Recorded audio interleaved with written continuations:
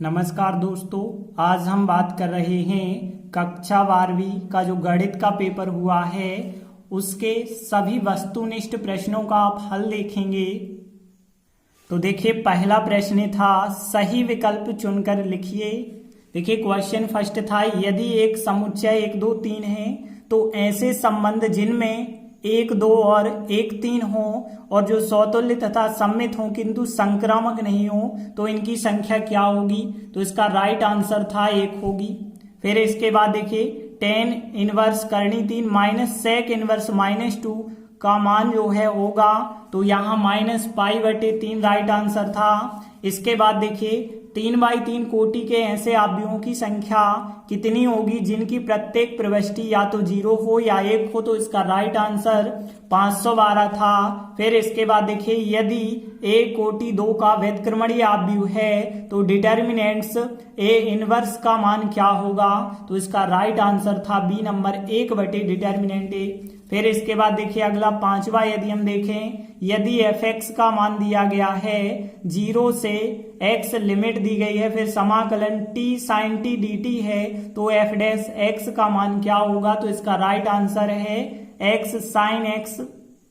इसके बाद रिक्त स्थानों की पूर्ति कीजिए। तो पहला खाली स्थान था प्रत्येक अवकलनीय फलन खाली स्थान होता है, सतत होता है। पहले का राइट आंसर सतत था। फिर देखिए अगला, यदि हम देखें प्रथम चतुर्थांश में एक वृत्त है x वर्ग y वर्ग बराबर 4 एवं रेखाओं x बराबर 0। देखिए यहाँ मिसप्रिंट है, x बराबर 2 होना चाहिए।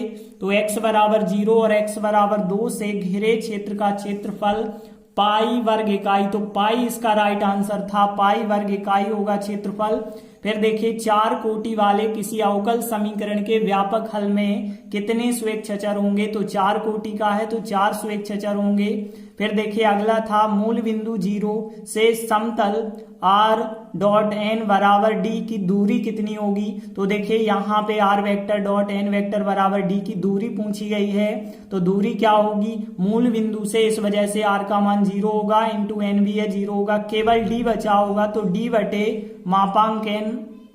इसके बाद देखिए अगला पांचवा है सभी व्यवरोधों और ऋणोत्तर व्यवरोधों x बड़ा बराबर है 0 और y बड़ा बराबर है 0 द्वारा निर्धारित उभयनिष्ठ क्षेत्र एक रेखीय प्रोग्रामन समस्या का हल कहलाता है, या फिर आप हल या संभाव्य हल भी आप कह सकते हैं इसे। तो देखिए इसे संभाव्य हल इसका राइट आंसर होगा, या हल अकेला लिखा है तब भी सही आंसर है।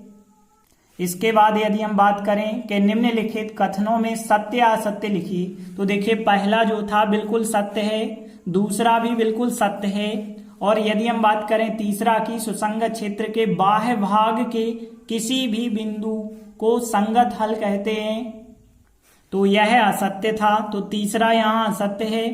फिर देखिए यदि एल एम एन दिक् कोसाइन हो तो एल वर्ग एम वर्ग एन वर्ग का मान 1 होता है, लेकिन इन्हें 0 बताया इसलिए यह भी असत्य होगा। और त्रिभुज की तीनों भुजाएं यदि क्रम से लेते हैं तो उनका योग 0 होता है, यह बिल्कुल सत्य है। इसके बाद यदि हम बात करें सही जोड़ी की, तो देखिए cot x का समाकलन पूछा गया है तो log sin x इसका राइट आंसर है। फिर tan x का समाकलन जो होता है log sec x होता है। फिर देखिए यदि समाकलन dx अपॉन करनी के अंदर x वर्ग प्लस a वर्ग का समाकलन, तो यहाँ पे होता है log x प्लस करनी में x वर्ग प्लस a वर्ग और प्लस c। और यहाँ पे देखिए dx बटे x वर्ग प्लस a वर्ग का समाकलन 1/, tan इनवर्स x बटे a प्लस c होता है। फिर पांचवे का यदि हम देखें करनी x वर्ग प्लस a वर्ग का समाकलन क्या होगा, तो इसका बी नंबर राइट आंसर था। इसके बाद देखिए एक शब्द या एक वाक्य में उत्तर दीजिए। एक वृत्त की त्रिज्या r बराबर 6 सेंटीमीटर पर r के सापेक्ष क्षेत्रफल में परिवर्तन की दर। तो देखिए इसका राइट आंसर 12 पाई सेंटीमीटर वर्ग प्रति सेंटीमीटर लिखना होगा। तो इसका राइट आंसर इकाई भी आपको साथ में लिखनी होगी। तो 12 पाई सेंटीमीटर वर्ग प्रति, और आर के सापेक्ष कर रहे हैं तो सेंटीमीटर होगा फिर। और देखिए अगला एक वक्र x वर्ग बराबर 4y का बिंदु 1 2 से होकर जाने वाले अभिलंब का समीकरण लिखिए। तो x प्लस वाई बराबर 3 -3 भी इस तरफ पक्षांतर करके आप लिख सकते हैं, लेकिन आंसर यदि x प्लस वाई बराबर 3 लिखा है तो सही है।